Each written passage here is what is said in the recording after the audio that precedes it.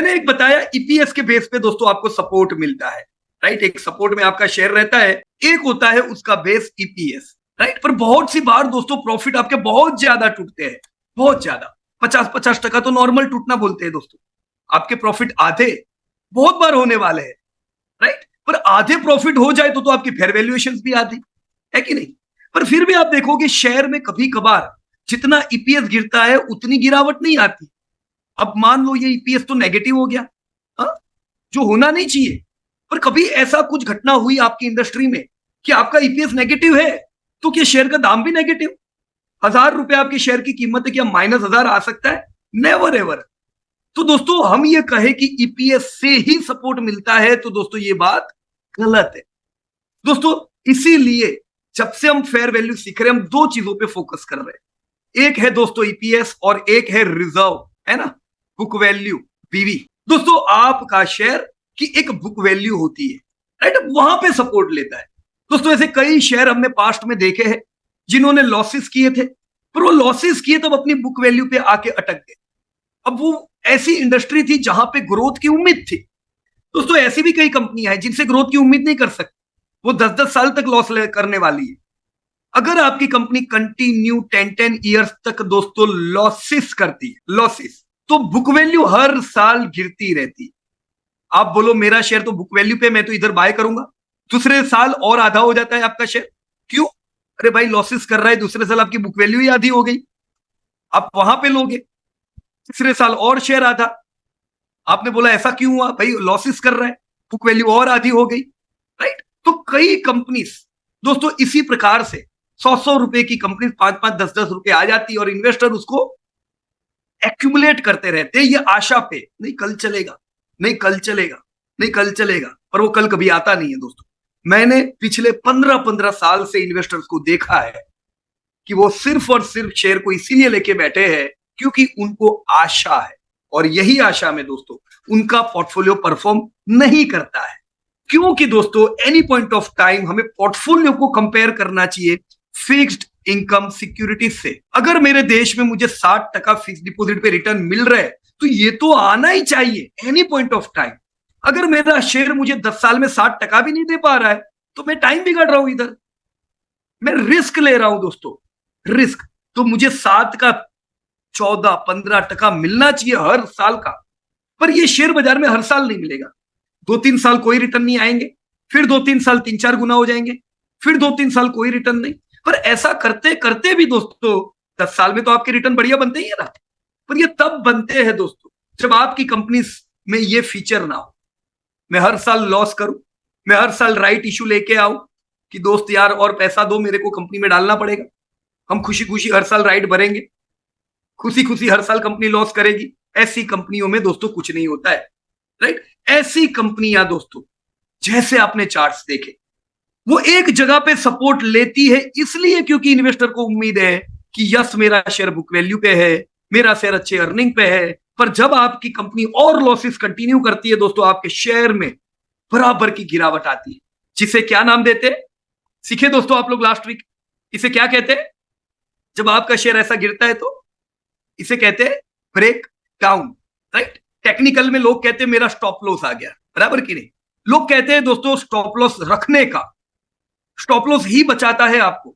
जो लोग stop loss नहीं रखते हैं वो लोग वेल्थ क्रिएट नहीं करते हैं, ऐसा लोग कहते हैं। बिल्कुल गलत बात है दोस्तों। वो लोगों को स्टॉप लॉस इसलिए रखना पड़ता है क्योंकि वो लोग काम ही घटिया कंपनियों में करते हैं, वो हर एक कंपनी के पीछे दौड़ते हैं, वो हर एक कंपनी से उम्मीद करते हैं कि ये 10-10 गुना होगी। फिर तो स्टॉप लॉस भाई तुमको रखना ही पड़ेगा ना। जब तुमको वो कंपनी के वैल्यूएशन नहीं पता है, उनका ट्रेंड नहीं पता है, उनकी इंडस्ट्री नहीं पता है, इकोनॉमी नहीं पता है, कुछ भी नहीं पता है, सिर्फ अंधे अगर हम ट्रेड करेंगे तो दोस्तों हमें स्टॉप लॉस ही बचा सकती है। दोस्तों बड़े निवेशक, रिच निवेशक की डायरी में स्टॉप लॉस नाम की कोई चीज नहीं होती। ये वो गरीब इन्वेस्टर है जिनको रोड ट्रेडिंग करना है, जो कभी कमाएंगे नहीं, राइट। स्टॉप लॉस ट्रेडर के लिए है दोस्तों, इन्वेस्टर्स के लिए नहीं।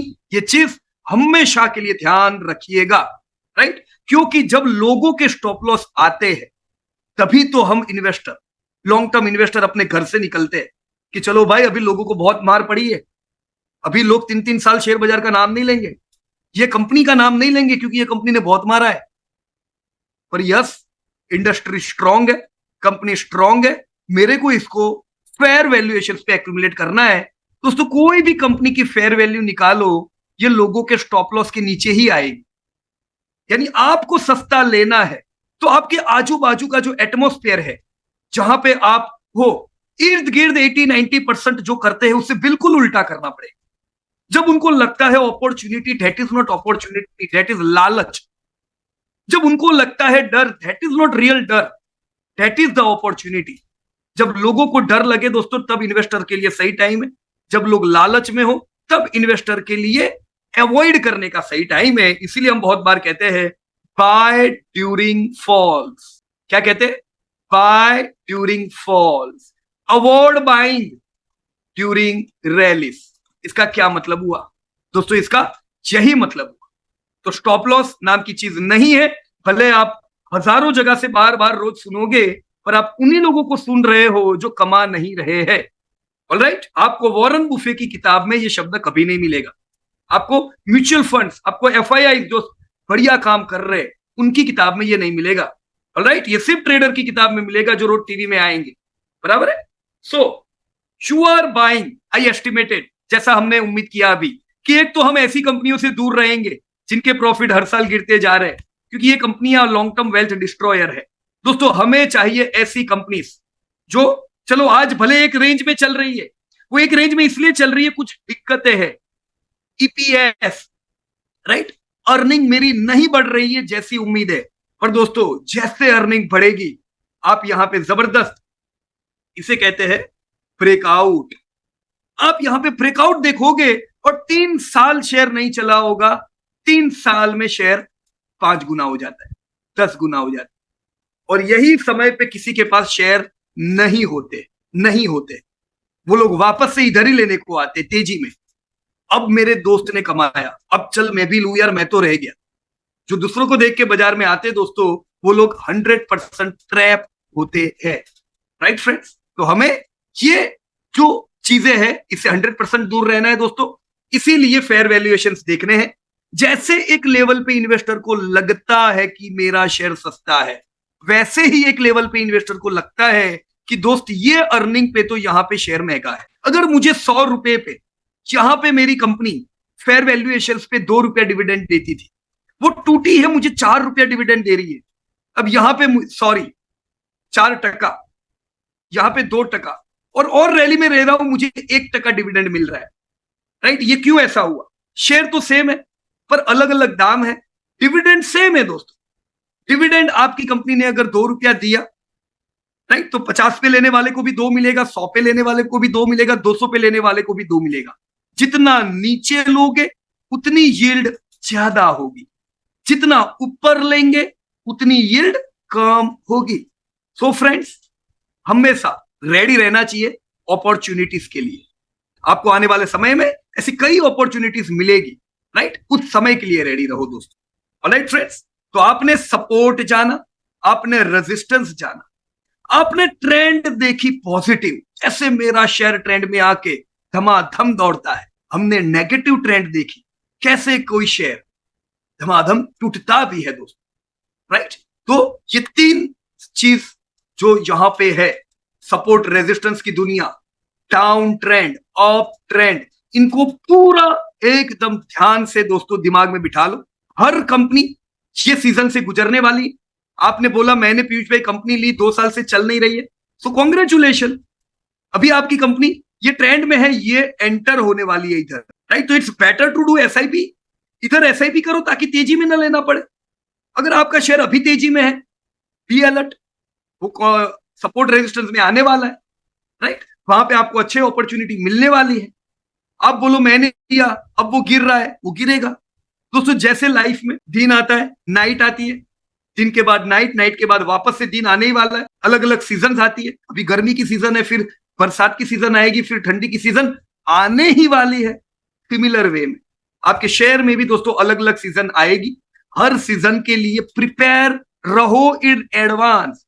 अगर आप शेयर को रैली में ले रहे हो दोस्तों, कैश रखो ताकि ये जब सीजन आए तब आप ये कैश को इस्तेमाल कर सको। राइट? आप कैश को तब यूज करो दोस्तों जब यूज करने का समय आता है, राइट? ये सारी चीजें दोस्तों देखो समझ आएगी, पर कई बार अभी भी आप लोग लालच में आओगे क्योंकि अभी एक्सपीरियंस नहीं होगा।